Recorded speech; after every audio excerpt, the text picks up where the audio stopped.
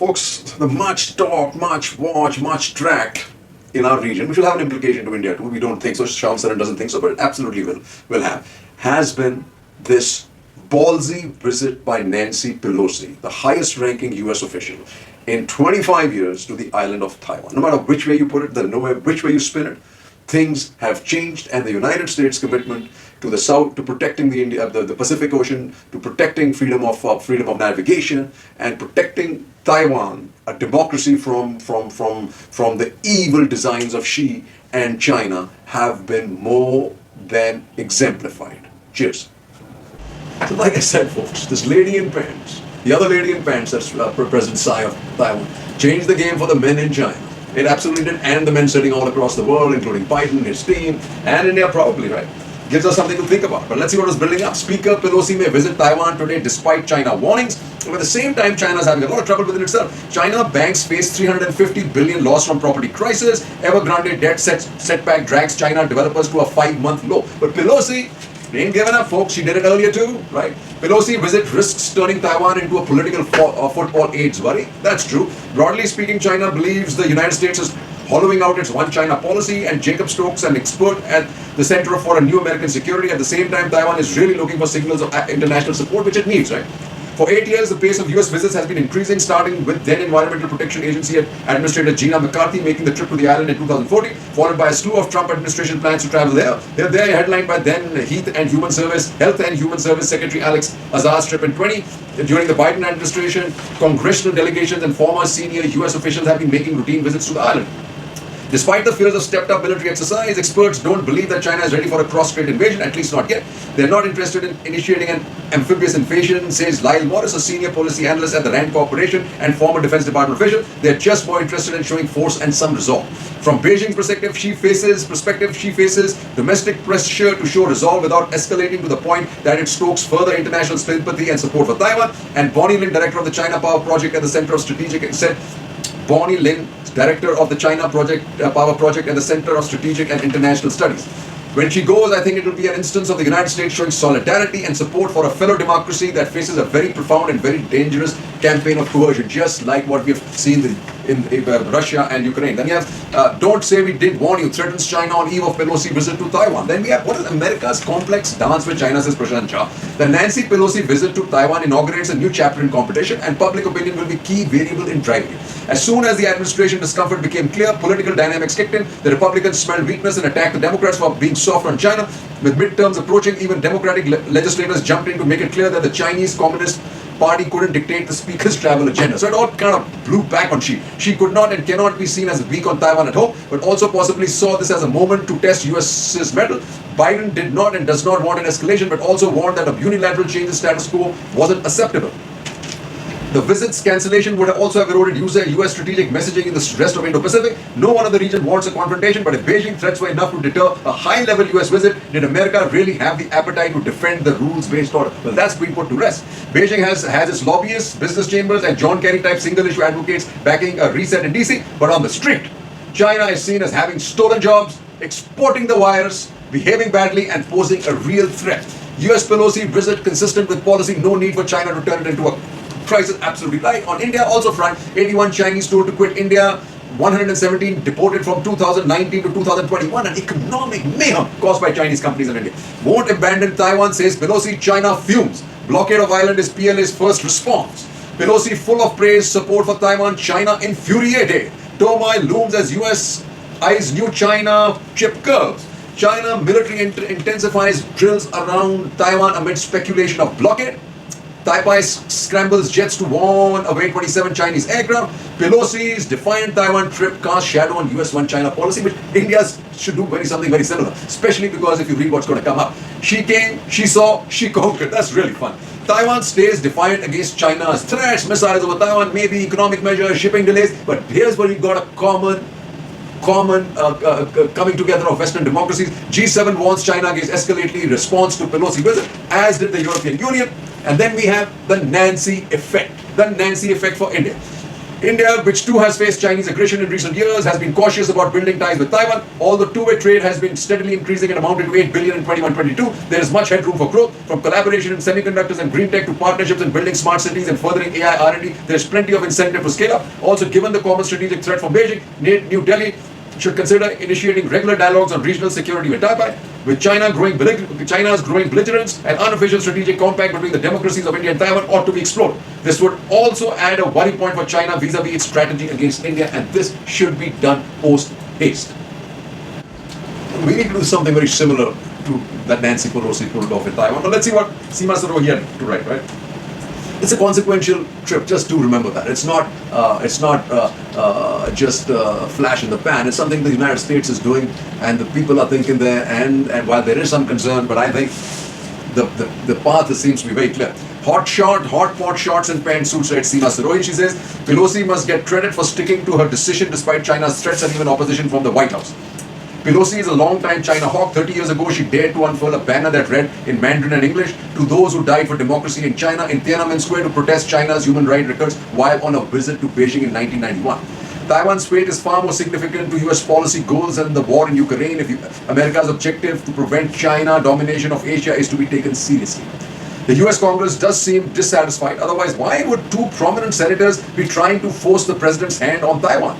Democrat Bob Menendez, chairman of the senior chairman Senate Foreign Relations Committee, and Republican Lindsey Graham recently introduced the Taiwan Policy Act of 2022, which proposes a $6.5 billion in military aid, including offensive weapons for the first time, designating Taiwan as a major non-NATO ally, expanding Taipei's profile in international organizations, and imposing harsh sanctions on China if Beijing takes hostile action. The bill will be discussed this week, expected to pass both the House and the Senate. Will the Biden sign? Let's see. P.S. The White House needs to do more competition and less cooperation with China. Junk John Kerry for one, right? And this is where the other one Pelosi pulled up during Manmohan Singh's time. Guts and glory in India. Pelosi's 2008 India visit turned Chinese embassy into jail. US House Speaker Nancy Pelosi's Taiwan visit has set off a diplomatic bombshell, bringing back memories of her Indian trip more than a decade ago when she had met the Dalai Lama, leading to strong protests by Beijing, the storming of the Chinese embassy in Delhi by Tibetan protesters, and a top diplomat wryly commenting that mission has been locked in jail due to enhanced security arrangements. Impressive, right?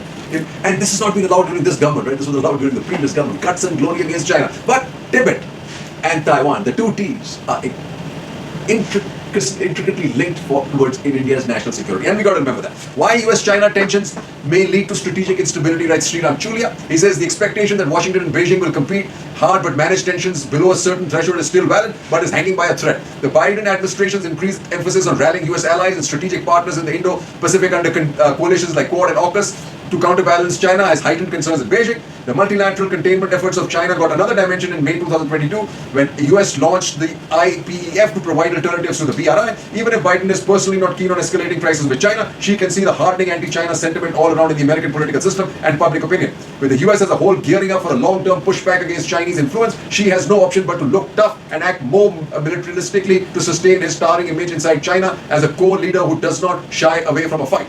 As the two great powers flex their muscles and enter the ring, the credibility of the US security guarantees to its allies and the sustainability of the world order itself are at stake. This is the important part to note, right? An inherent sense of Chinese civilizational superiority and brimming overconfidence about the growing military capabilities of Beijing to revise the order in the Indo-Pacific mean that China is progressively more willing to take risks over Taiwan, the South China Sea, the Senkaku Islands, or Eastern Ladakh, where we've borne the brunt, than it was earlier. If pursuing territorial expansionism requires a head-on collision with adversaries, including the US, China is saying, bring it on. That's why maybe India is pussyfooting around them, and Jaishankar is, in his taper way, trying to avoid a big fight that's coming up, right? Expecting complex webs of economic interdependence or globalization to moderate China-US sparring from crossing limits used to make sense, but no longer, right? Whatever one calls it, the great powers are pressing the accelerators, and strategic stability has gone for a toss. Be warned and be prepared. India is a target as far as China is concerned. The funny thing is, you got to think of what Beijing thinks. Why don't we think what the US thinks, what India thinks, what Beijing thinks? What Beijing thinks, made it into a center of our universe, every Indian, everybody else, what Beijing thinks, whatever. Do we care what Beijing thinks? Let's first think of what we think, right?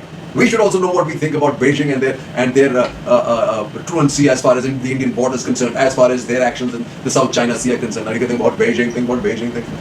He says, why does Beijing bristle so much? Do I care? No, I don't care. He says, first, while several are calling this visit symbolic, it was anything but a but.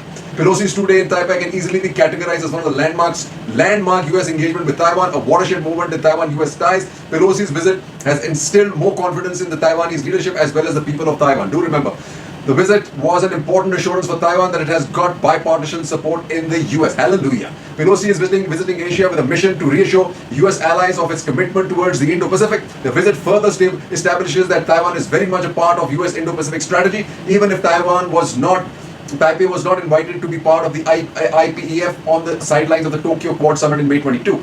The visit sends an important message to other countries in the Indo-Pacific that the US is indeed serious about Taiwan as part of its countering the China challenge. For the international community, it is vital to consider what the isolation of Taiwan means. It means an emboldened China, and it also means greater chances of China invading Taiwan.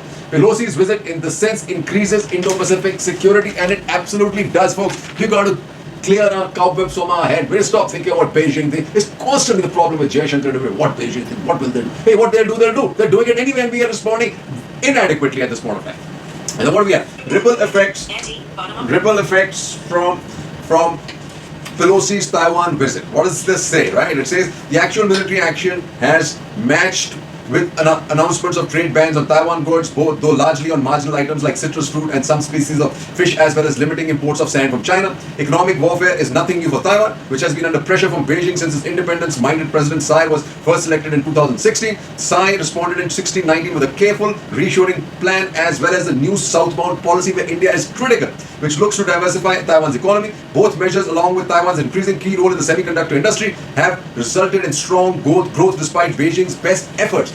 This is what we need to remember, right?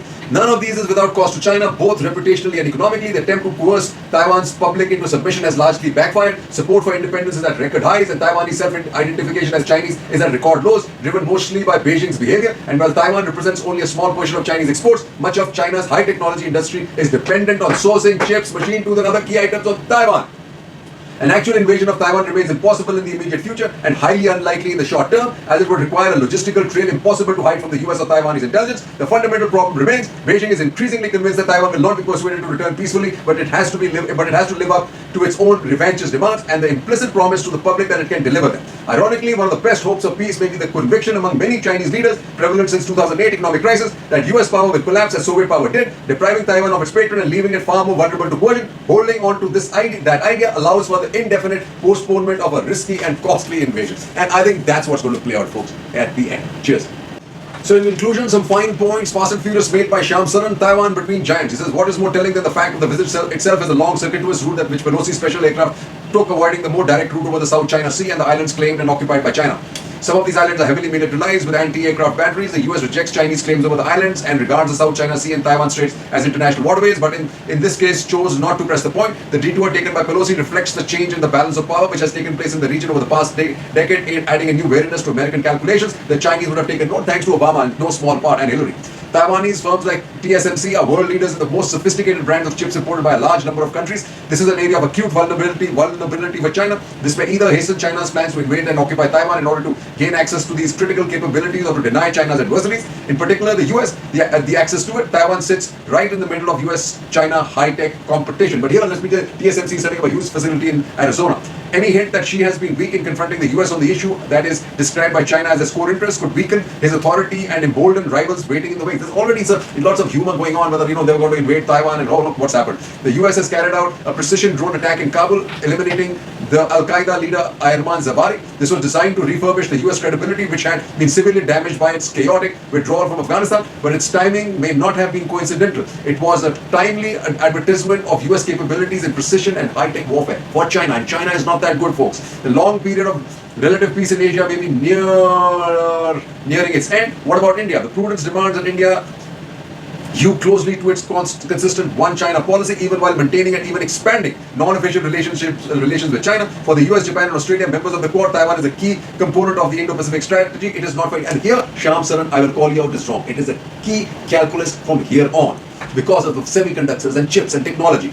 In one sense, China's preoccupation with its eastern ocean flank of the Yellow Sea, the Taiwan Strait, and the South China Sea is good for India. It diminishes China's attention towards the Indian Ocean, India's primary security theater, one should use the opportunity to expand India's naval capabilities and maritime profile in the theater before the Chinese begin to look to our extended neighborhood with renewed interest and energy. Let me just say, there is going to be no renewed interest and no new real energy, Mr. Shamson. I think China has spent itself quite extensively. It has spread far too wide. Its money's at stake. Internal debt's blowing up. It ain't coming back in a hurry. India has the time, but India then is like a sloth, right? It hardly moves. It hardly moves. Jai Hind.